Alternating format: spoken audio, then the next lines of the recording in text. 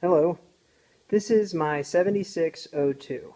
This engine, however, is out of an 84 318i, an E30. I'm putting the carburetor back in, and I'm going to make it carbureted. And I do have a fuel pump that I am going to use instead of the mechanical fuel pump because there wasn't one on here.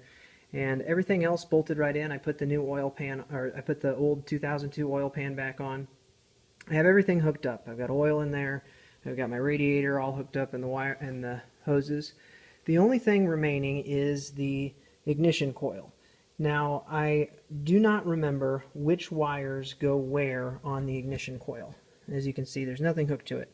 I already fried an ignition coil, the original ignition coil, because I hooked it up wrong. So now I am trying to hook this one up without breaking it.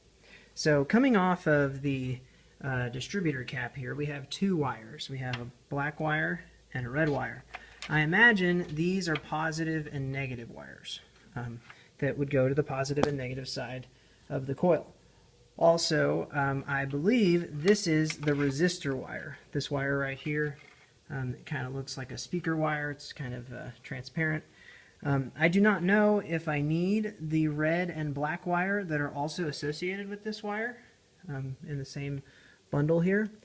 Also, I have these two wires here. I have they're actually, I think one is slightly red if you look back towards where they came out, and one is black. I don't know where those go, but they are coming away from the fuse box. Also, I'm not going to be replacing the emissions wiring. You can see the emissions wiring here. That's still all in there. I haven't taken the wiring out, but I do not have any intention to replace that. Also, the emissions pump that was down there, it's not in there. So mainly, that's the issue at hand. If I can find the right wiring, I think I might be able to get it to start. I've got it at top dead center right now, and I also have the rotor lined up, and I have the distributor cap lined up to where it should be to get spark.